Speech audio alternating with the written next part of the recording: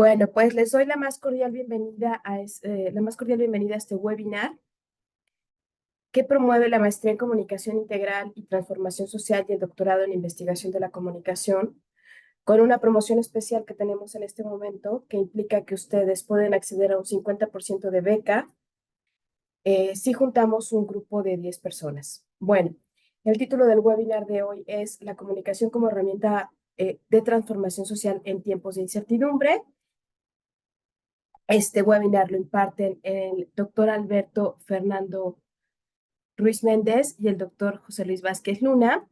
Les voy a dar rápidamente el resumen curricular de los profesores. El profesor Alberto es doctor en filosofía por parte de la Facultad de Filosofía y Letras de la UNAM. Tiene una maestría en filosofía también por parte de la misma Facultad de Filosofía y Letras de la UNAM.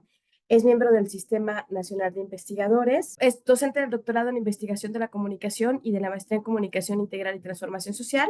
Y es conductor del podcast denominado Cine Autopsias. Por otro lado, el doctor José Luis Vázquez Luna es investigador asociado también del Centro de Investigación para la Comunicación Aplicada.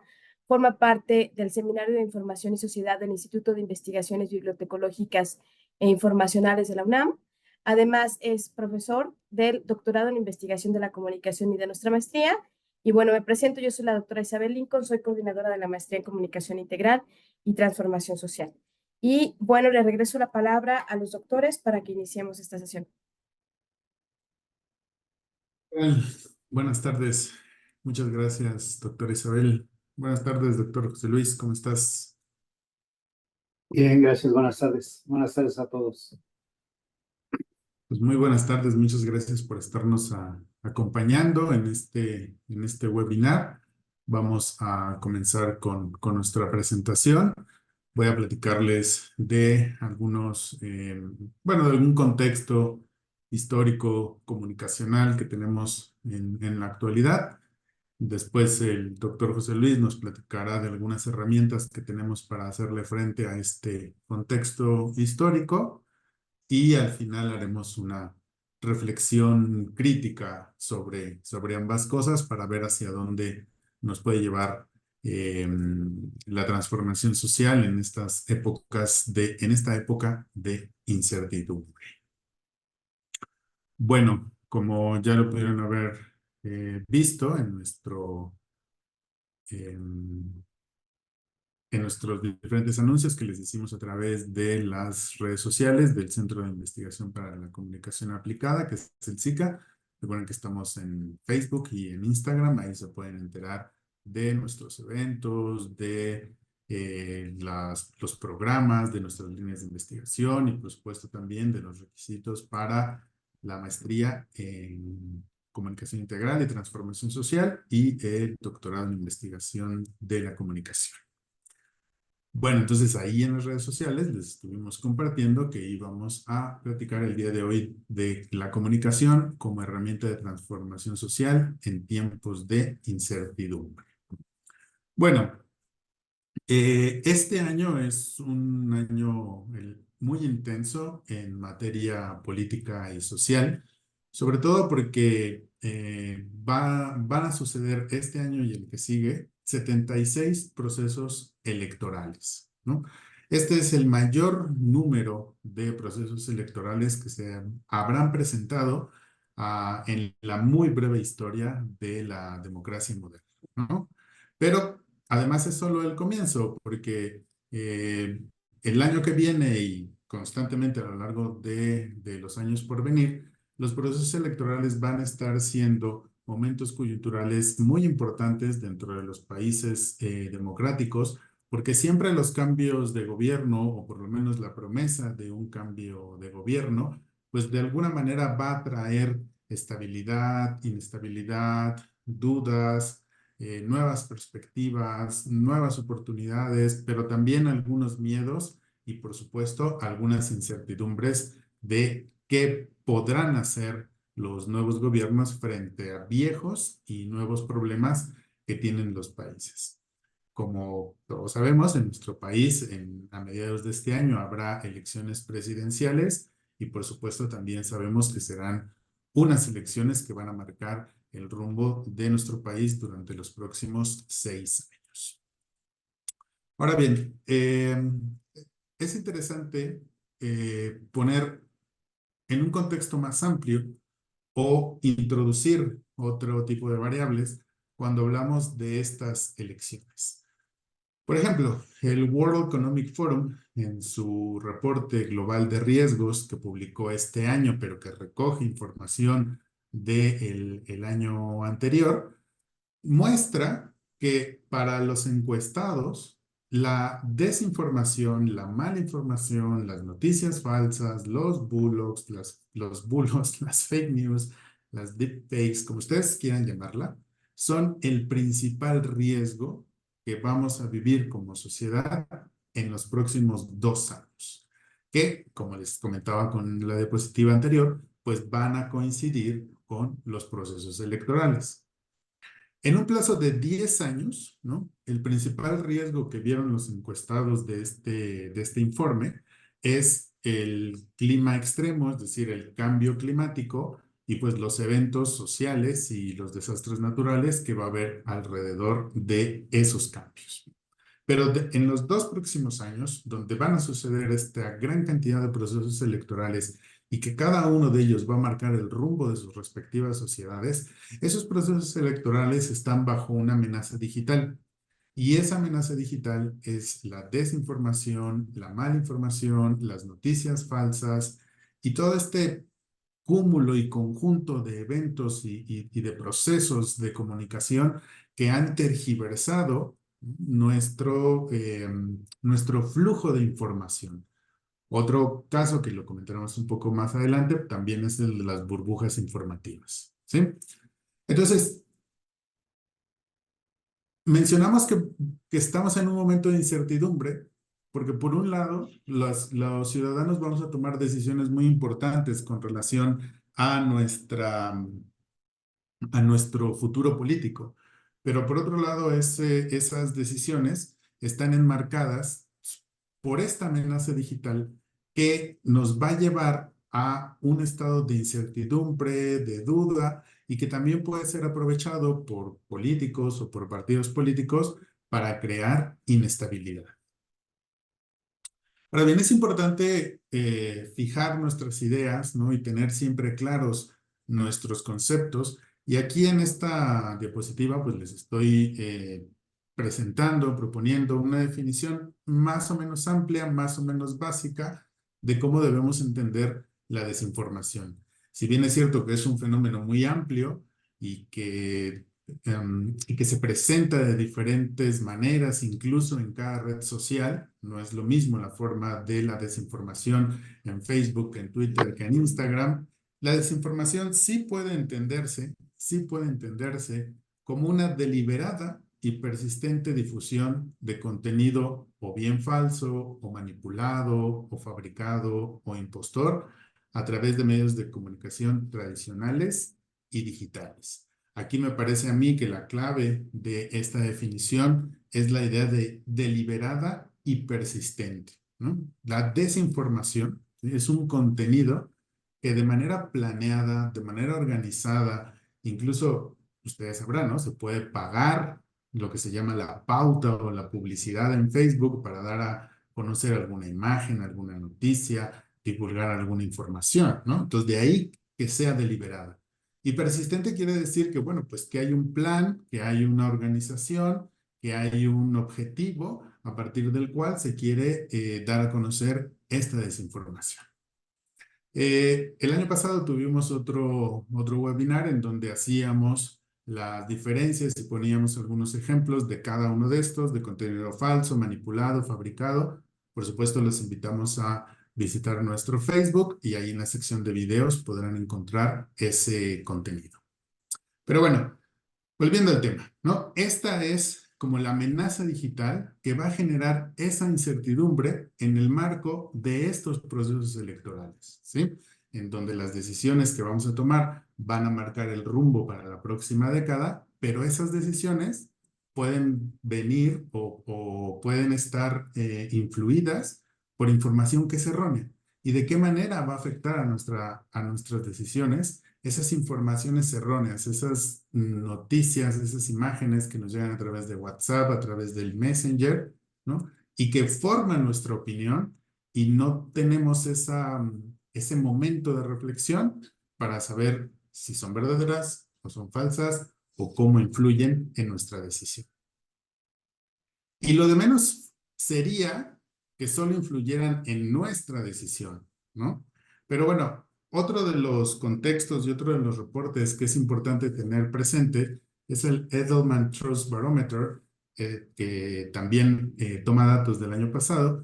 Y fíjense cómo el 42% de los encuestados en este barómetro pusieron a los medios de comunicación en el segundo lugar como fuente de información falsa, los medios de comunicación, ¿sí? Si bien es cierto que existe una pluralidad de ellos y que quienes estamos inmersos en esto más o menos sabemos cuáles son aquellos medios que se dedican a difundir información verificada, pues la verdad es que son más los medios que ya están en una dinámica en la que generar clics, generar visitas es lo que les da el dinero. Por lo tanto, ¿no? Todo su contenido, pues suele ser, o la mayor parte de su contenido suele ser contenido que solo sirve para que uno le dé clic y vaya y se encuentre con cualquier otra noticia, ¿no? O nada relacionado de lo que veíamos en la imagen o lo que veíamos en el titular. Y ese tipo de dinámicas nos llevan a esta percepción, ¿sí? A que en segundo lugar, las personas pusieron a los medios de comunicación como la principal fuente de desinformación, ¿sí? Y bueno, en ese sentido, nuevamente, ¿no? Tenemos que, por ejemplo, ¿sí? Los periodistas obtuvieron un 47% en cuanto a desconfianza sobre la información que estos difunden a través de esos mismos medios de comunicación.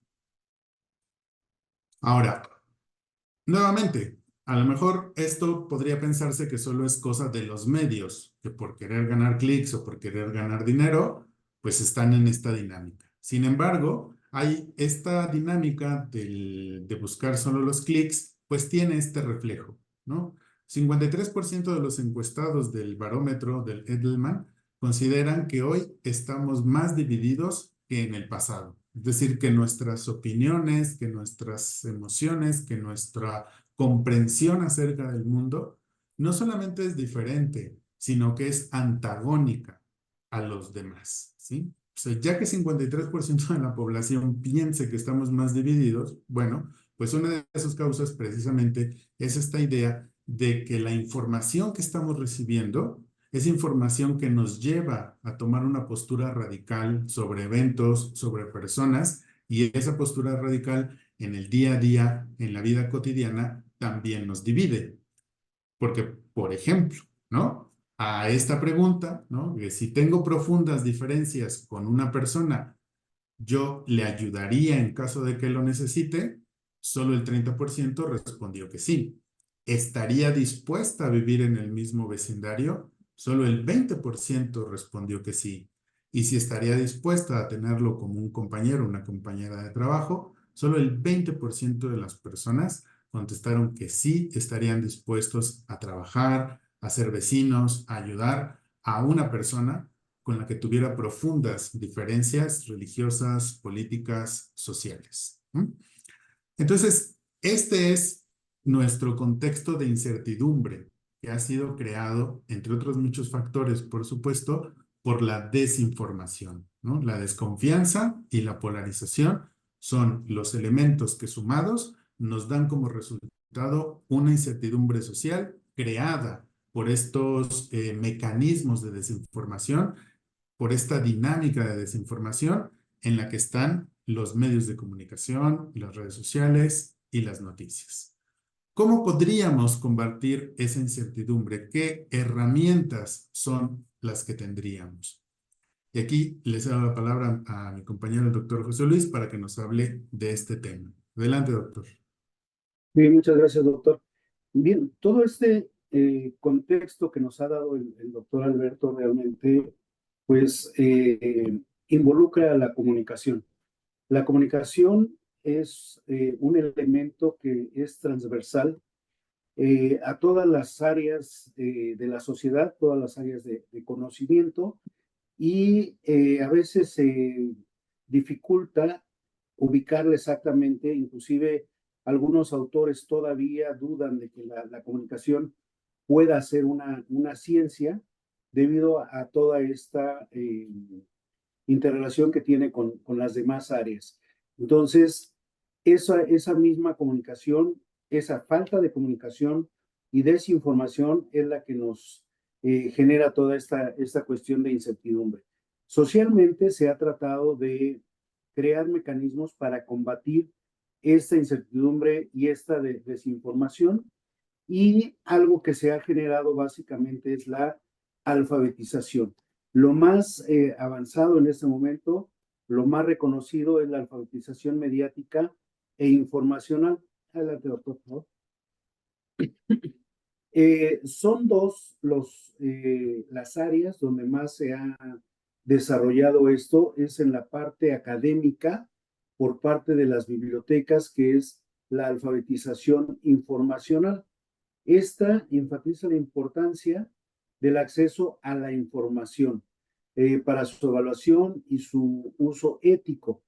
Recordemos, tradicionalmente las bibliotecas pues eran el lugar donde todos los estudiantes, todos los investigadores, profesores acudíamos para obtener información a través de libros, a través de revistas, básicamente impresas. Seguramente pues a la mayoría de ustedes no fue como que la necesidad, ¿no? Ustedes seguramente ya están más con el uso de las tecnologías.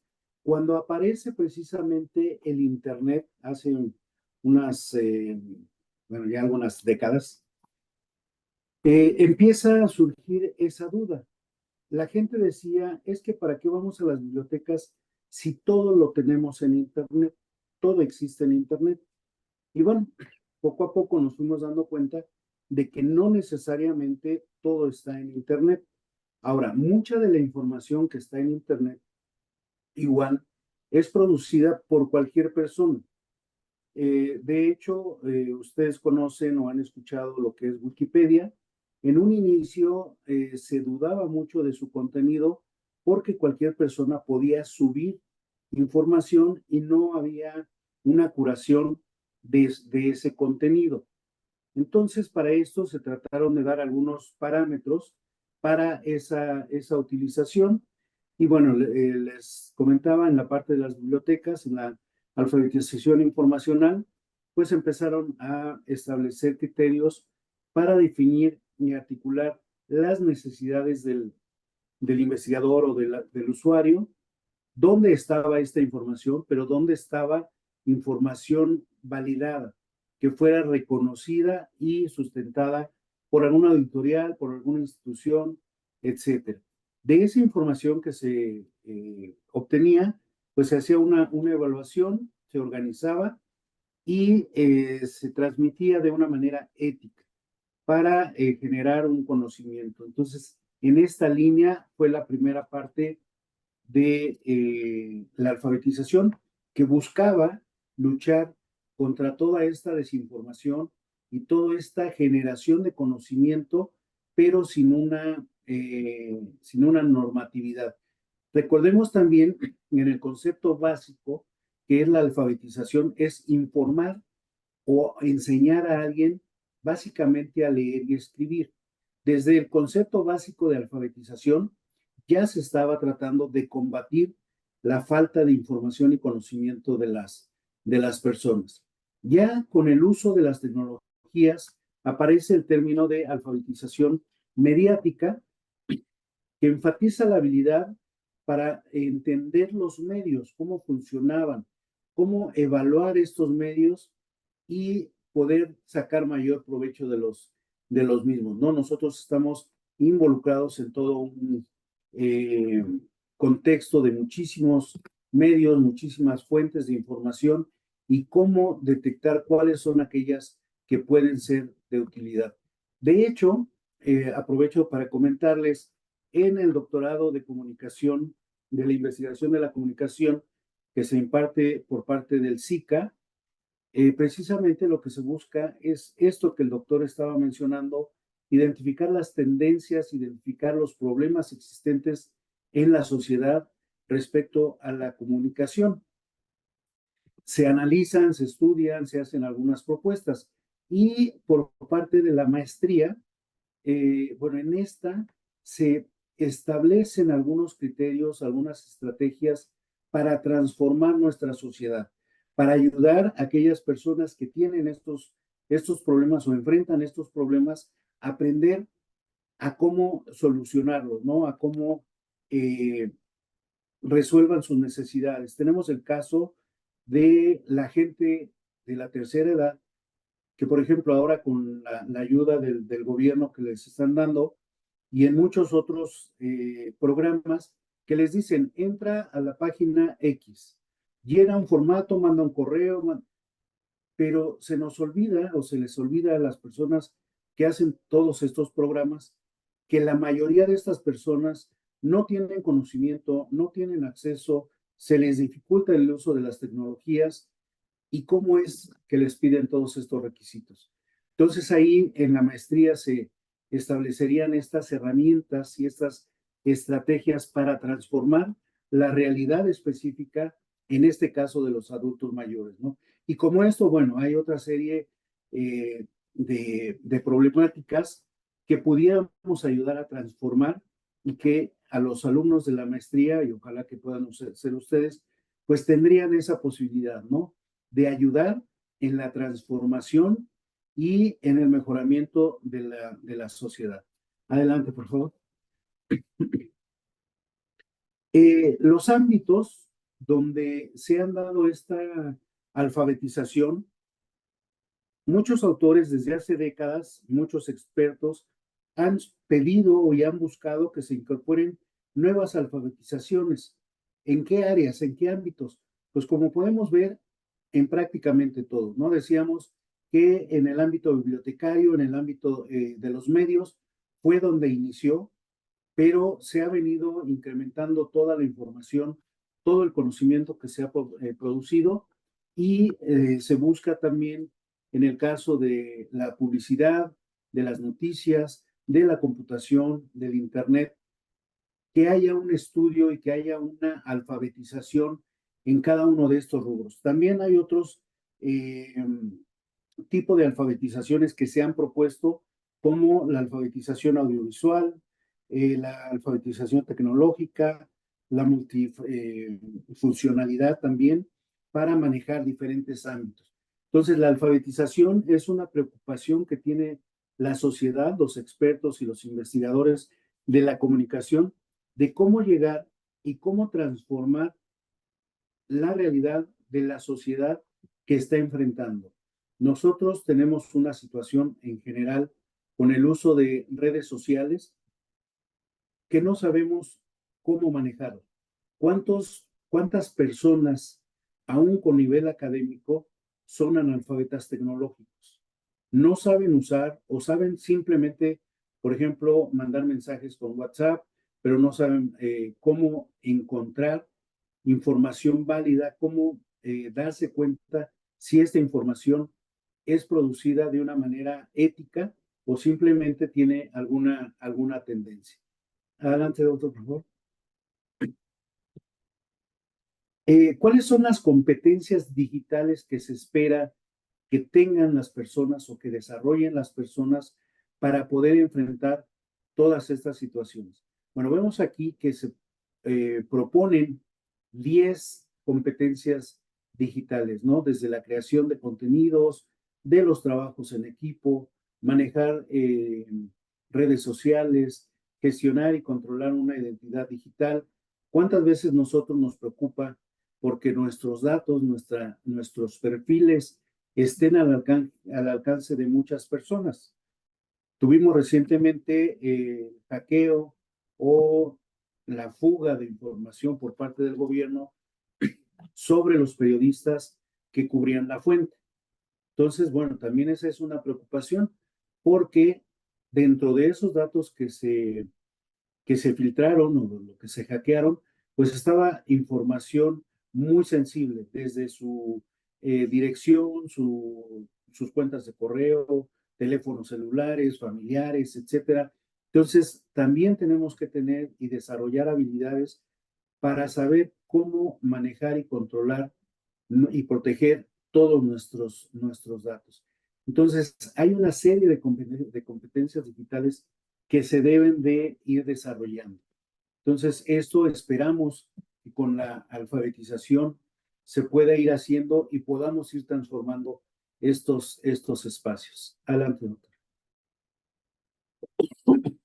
Algunos de los casos problemáticos, ya les mencionaba yo, el caso de las personas de la tercera edad para el manejo y el envío de información, contacto y demás a través de Internet.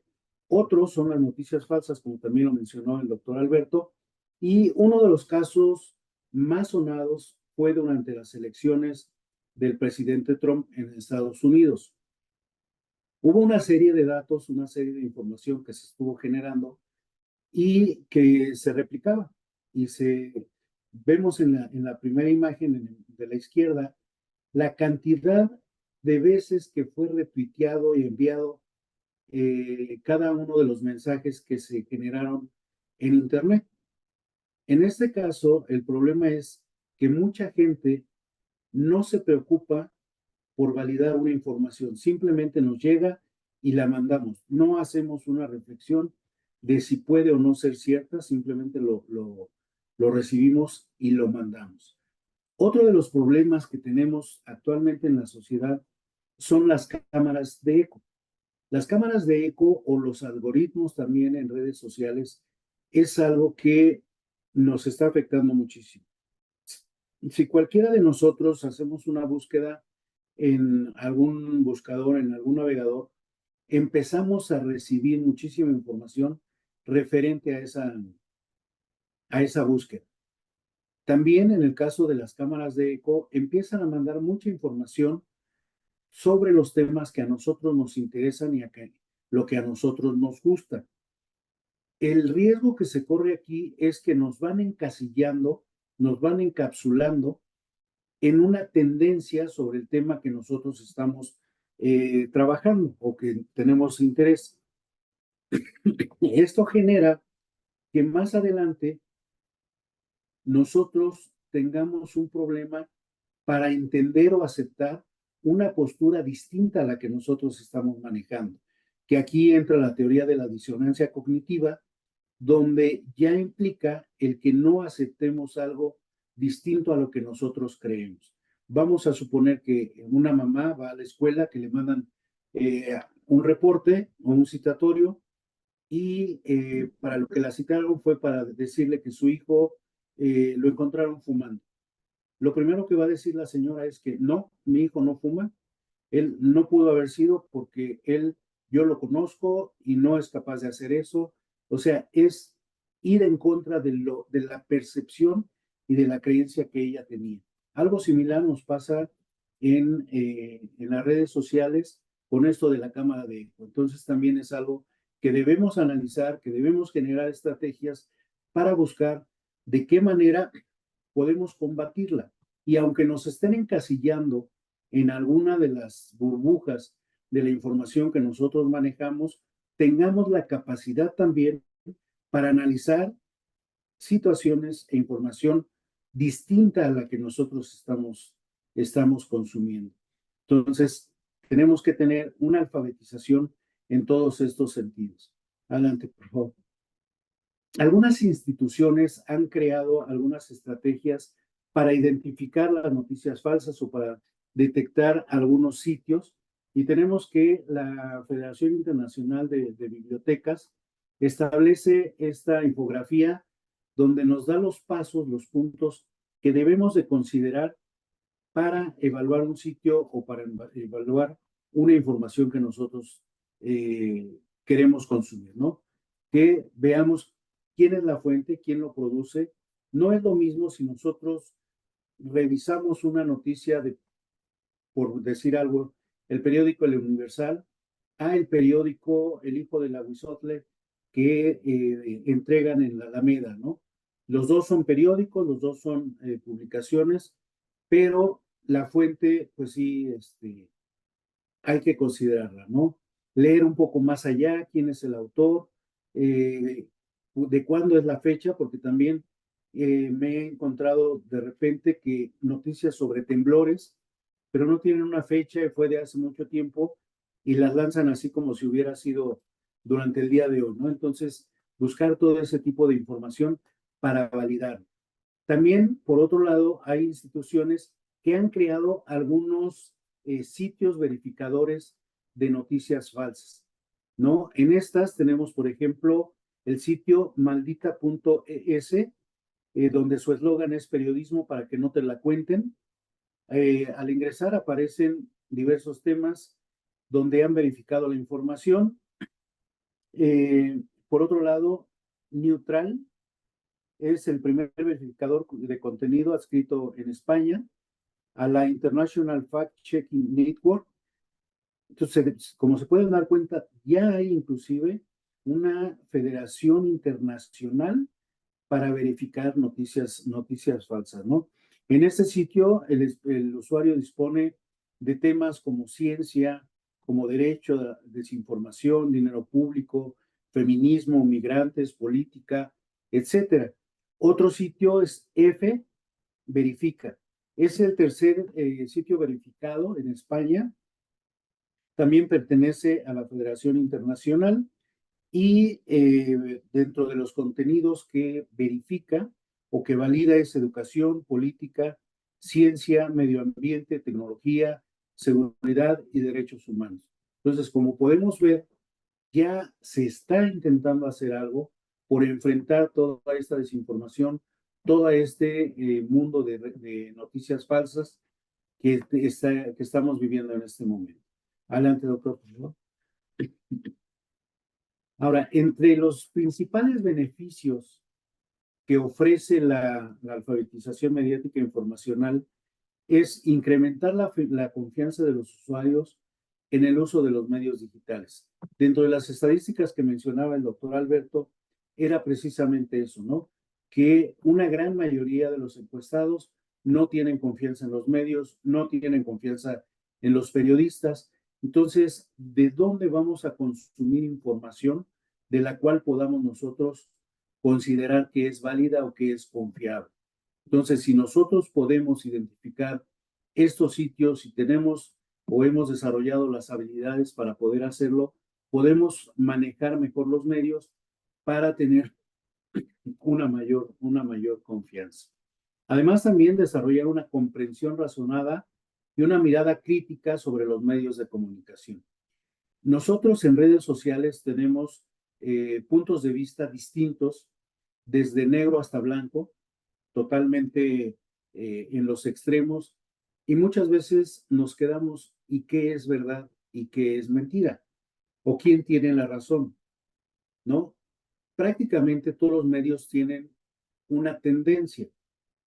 Entonces, nos toca a nosotros desarrollar la habilidad para identificar esa tendencia y para determinar qué tanto y hasta dónde realmente esa tendencia natural de los medios está afectando en la información que están proporcionando. Y podemos hablar, en el caso de la política del gobierno en México, sitios que están a favor o sitios que están en contra, y a veces nos quedamos en medio y decimos, bueno, ¿y quién tiene la razón? ¿No? Y eso pensando en personas que tienen un nivel académico. Imagínense personas que no tienen un nivel académico, que no tienen un acercamiento a los medios, que no consumen información, noticias, etcétera. Entonces es mucho más factible y mucho más fácil que haya una manipulación en sus conciencias. Entonces es otro de los beneficios que nos proporciona la alfabetización y también pues nos va a ayudar a fortalecer el desarrollo de los medios y los sistemas de información para que sean libres, independientes y plurales. Entonces, todo esto lo podemos lograr a través de la alfabetización y como les decía hace un rato, es algo que la maestría les ofrece, el que puedan ustedes desarrollar estrategias y puedan llegar a diferentes grupos y ayuden en esa transformación tan necesaria en nuestra sociedad. Hasta aquí mi participación. Le dejo la palabra al doctor Alberto. Adelante, doctor. Gracias, doctor José Luis. Pues ya nada más para cerrar esta conversación, este webinar, pues recordar que la alfabetización mediática e informacional también es un conjunto de herramientas que van dirigidos a nuestra propia formación personal, a nuestros propios aprendizajes fundamentales, ¿no? Aprender a conocer, aprender a hacer, aprender a vivir juntos, aprender a hacer. Sin duda, cuando hablamos de alfabetización mediática e informacional, pues hablamos de muchas cosas complejas, mundo digital, inteligencia artificial, metaverso y todo ese tipo de cosas, pero no debemos olvidar que todas estas herramientas están para fortalecernos en nosotros como personas, para volvernos a poner en el centro de la reflexión y, por supuesto, para reflexionar sobre nuestra relación con los demás y la forma en la que esa relación se puede mejorar. En nuestro caso, desde el ámbito académico, pues a partir de las investigaciones que podamos hacer de problemas concretos. Y por supuesto, ¿no? Dejar la pregunta un poco al aire para que también ustedes se lo lleven para reflexión o nos compartan alguna reflexión aquí en el chat de si podremos superar este reto que ahora estamos planteando con ustedes, que ahora les estamos compartiendo. Teníamos el doctor José Luis y yo, mientras estábamos preparando la presentación, pues esta sensación de que por un lado hay algunas personas que, por decirlo de esta manera, están en una posición apocalíptica, ¿no? Y que dicen, bueno, pues de esto ya no hay retorno, ya no hay manera de cambiarlo, y como pusimos aquí en esta imagen, bueno, pues la gente a veces incluso acepta ser engañada y le gusta ser engañada y dejarse caer en estas trampas de lo digital. Pero frente a esta opinión más pesimista, el doctor José Luis me compartía una reflexión que, si no tienes inconveniente, doctor, nos la compartes y con eso cerramos nuestra participación. Sí, precisamente era cuando recibimos un mensaje, un WhatsApp, un TikTok, lo que sea, ¿por qué inmediatamente lo mandamos? Pareciera que hay una competencia por mandar lo que recibimos sin la verificación, sin una reflexión del tipo de información de la que se trata, ¿no? Tampoco vemos a veces a quién se lo mandamos, simplemente lo reenviamos. Entonces, ¿qué tanto también nosotros estamos contribuyendo? Y que esa alfabetización, pues, tiene que empezar desde nosotros.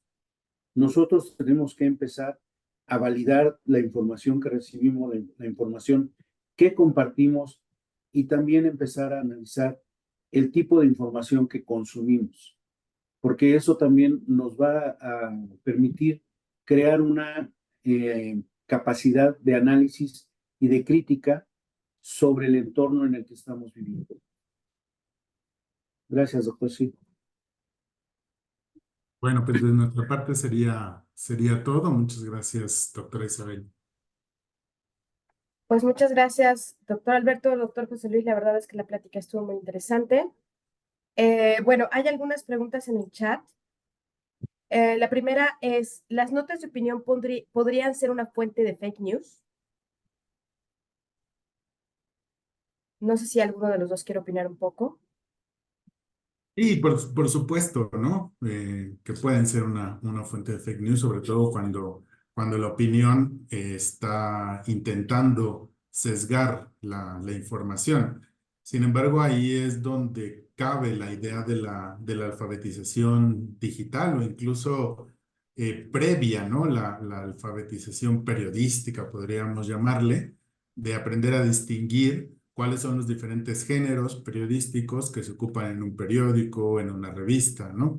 Si lo que estamos leyendo se encuentra bajo una leyenda que dice artículo de opinión o columna de opinión, bueno, pues aprender a diferenciar que no es una noticia y que, como tal, pues no está reportando un hecho, ¿no? Sino que está compartiendo una perspectiva. Por supuesto, esa perspectiva es sesgada y esa perspectiva puede calificar incluso de información falsa, sí, ¿no? Pero esa es la labor de una alfabetización en un sentido amplio, que nosotros como usuarios podamos distinguir cuándo es una noticia, cuándo una opinión, cuándo un reportaje, cuándo una crónica.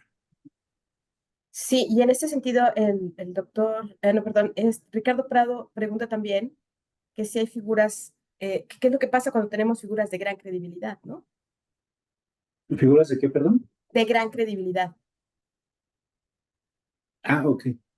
Sí, desafortunadamente creo que también el hecho de que sean figuras reconocidas y demás no están exentas de tener alguna tendencia, alguna preferencia y demás. Cuando están igual dando una opinión, creo que ahí involucran desde los sentimientos, las preferencias, los gustos, las afinidades, etcétera. Entonces sí tenemos que tener esa capacidad de extraer qué es lo que están queriendo ellos decir, ¿no?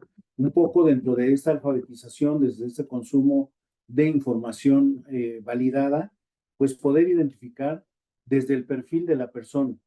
Se me ocurre, por mencionar un nombre ahorita, Carlos Loret de Mola, el simple hecho de mencionar su nombre, encontramos eh, la postura contraria al gobierno, ¿no? Diga lo que diga, sabemos que va a ser contra el gobierno y puede ser que tenga parte de la verdad, pero sabemos que su tendencia va a ser esa. Entonces es ahí donde nosotros podemos desarrollar estas habilidades para identificar este tipo de situaciones. Un comentario más y cerramos también para no robarnos el tiempo de los asistentes. Y bueno, dice el comentario, cuando leemos información en los medios de comunicación en las redes sociales, no pensamos de inmediato en hacer uso de un acto ético, ¿no? Uso de la ética. ¿Cómo es posible hacer una evaluación de la información, ¿no? En esta velocidad que existe todos los días, de lo que hay en las redes sociales, en Internet, para compartirla de manera ética, ¿no? O sea, hacer una búsqueda tomaría mucho tiempo a veces. ¿Cuál creen ustedes que sea la forma correcta? Esto, José Luis, que es un poquito la idea con la que terminabas. Sí, sí, exactamente. Es qué tanto nosotros consumimos información para poder saber que la noticia que están dando está fuera de una realidad y detenernos un poquito con ese conocimiento, con ese criterio que ya tenemos, decir si puede o no ser cierta, ¿no? De repente por ahí apareció un mensaje donde decían que a Messi le iban a quitar todos los premios que había ganado porque había tenido un problema ahí de sobornos en los juegos, etcétera. Entonces, inmediatamente uno dice, a ver, no es algo que sea muy viable. Entonces, desde ahí, bueno, ya empezar a ver otras fuentes, a ver si también reproducen la noticia o si aparece en otro lado, etcétera, antes de poder compartirla. El hecho de ese tipo de noticias, por supuesto que da la tentación de reenviarlo a nuestros contactos y más allá, pero sí hay que considerar esa parte, ¿no? La viabilidad, la posibilidad y verificar si realmente existe en otros lugares esa publicación que se está leyendo. De acuerdo. ¿Alguien más quiere hacer algún comentario? Bueno, me parece que no. Les agradezco mucho a todos su presencia aquí el día de hoy. Les recuerdo nuevamente que este webinar está organizado por la Maestría en Comunicación Integral y Transformación Social y el Doctorado en Investigación de la Comunicación.